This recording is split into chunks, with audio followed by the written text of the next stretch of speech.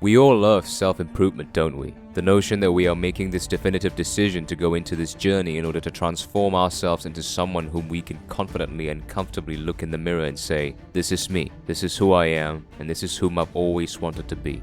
The journey of self-improvement often began with our own disappointments and missed expectations with ourselves on many important aspects of our lives, that we eventually create these distortions and conflicts between our ideals and the reality that is in front of us. We can clearly see and realize that we are so far from where we wanted to be, and we are unhappy about it because the way we've been approaching and living our lives are not getting us anywhere closer to that ideal image that we've always thought of ourselves. So we decided to flip the page and start anew. We can never be perfect, but putting an effort to get closer to it is already a noble and fulfilling quest itself. Now, we all know, within our self-improvement journey, we are set to face certain adversities and hardships that all of us have a fair share of expectations on, as well as those that all of us are previously uncomfortable with, such as tediousness, mundaneness, failures, setbacks, loneliness, burnouts, and lack of short-term gratifications. These are the trials that you will most certainly face, endure, and have to overcome in order to start transforming yourselves incrementally through time. And for most people, these trials are already hard enough to overcome and will engrave deep calluses within their minds. But if you think they are arduous enough to break you, you haven't yet experienced the most atrocious trial of them all, which is dealing with the discredit and the disregards of all your efforts and results from the people whom you've identified as your closest and your dearest. Some people are fortunate enough to receive full support of their transformation from their loved ones, but for others, it is utterly quite like a telepathic stab in the heart. Now obviously, in life, it is normal for all of us to receive bullying, toxicity, negative assumptions, and trash talks from other people no matter where we are in life. Trying to tolerate and overcome that alone and the pressures from society are already hard enough. However, to get bombarded with all of those illogical nefariousness from people whom you've put your utmost trust, love, and respect to are nothing but just being an extremely disheartening, discouraging, and demoralizing experience. It just makes us feel that we're not any better, even after all the trials that we've went through to make us a better person. Imagine going into hell and back again only to be identified and eventually recognized as a coward. It's exactly the same sensation. Initially, when we first experience this, it is just so unexpected, so uncalled for, and so unsolicited, especially when they have played a big part in our lives and have been our main source of support and positivity for a long time, which makes us grow our resentment towards them and wonder, why would they do such things? Intensely and to a great extent. I mean, try to visualize having your own parents whom you love dearly and are very close with explicitly said that now, with you being in great physical shape, it actually made you look even more disgusting and repulsive than before. That they wish the old you would return and would start to overlook and dismiss the new you day by day. And also simultaneously, try to visualize them revoltingly turn down your weekend getaway offer and calling you a waster because they felt that your professions and demeanor are by no means respectable amongst their colleagues.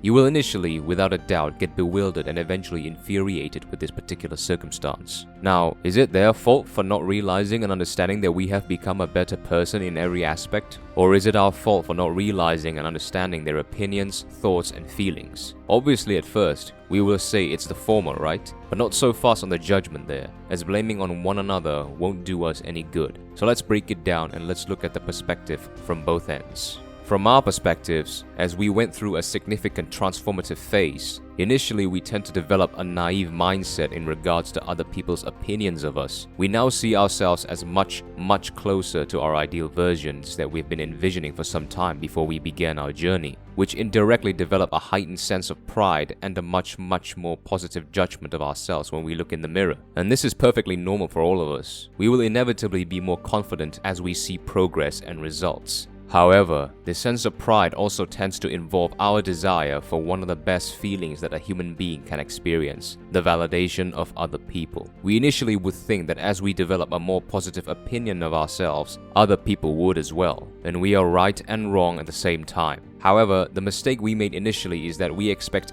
everyone to think better of us. And that's where we start to project our own feelings and emotions towards other people, that we start to desire and crave their words and actions in perfect harmony to what we deeply wanted to hear them say and see them do.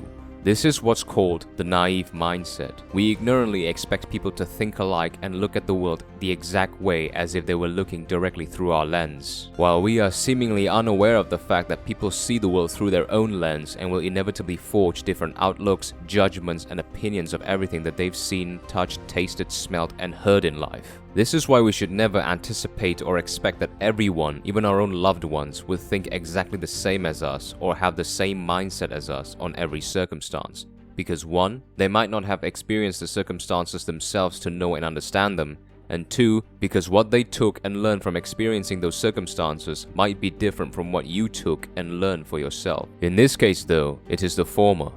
Now from their perspective, to see you significantly or completely different from the one they knew and recognized previously, it stroked a sense or feeling of discomfort and possibly threat from them. And again, this is completely natural. It's like meeting a new person. You would not instantly give your utmost respect, attention, and love instantly, would you? Well, this is a similar case. Even your loved ones would initially feel uncomfortable and overwhelmed because they are completely unfamiliar with the new you. And just like every human being, anything that is difficult and uncomfortable tend to be instinctually dismissed, avoided, or altered and simplified because us humans always want to go through the path of least resistance. That is why your loved ones tend to try to dismiss, revoke, and berate the new you because they can't stand the feeling of being uncomfortable and would naturally want you to revert back to the old you because it will make them feel much more at ease since they are already accustomed to the old you. With this in mind though, it is important that you do not fall into the temptations of wanting to stop your self-improvement progress and completely tarnish your hard-earned results. Many people would yield and let their emotions dictate them and would surrender their path just so that they could please the feelings of their loved ones, because they are afraid to lose them. Which brings us to the ultimate question.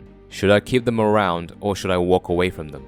The answer to this question is, it depends. Some people are just initially startled by your transformation, but eventually, through time, their feelings of discomfort will subside as they get more accustomed to the new you and eventually try their best to understand the world from your perspective. This is fortunately the case with my own parents and friends. However, if they continue to be nefariously toxic towards you through illogical arguments and even go so far as to bring you down or to take extreme measures to stray you away from your path, such as humiliating you in public, then you will have to accept that no matter how emotionally painful it is best for you to walk away from them. Because those conducts just signify pure envy and hatred that is taken to a personal level. And they are only ignorantly projecting their own insecurities towards you in order to take attention away from their own negative opinions about themselves because they are afraid of getting their ego shattered. Because at the end of the day, ultimately, your life is your own authority and responsibility to consider. And if you are doing things that brings you to a better place in life, then you are most likely doing the right things. This is probably why I think many successful people have to accept the circumstance of being lonely most of the time.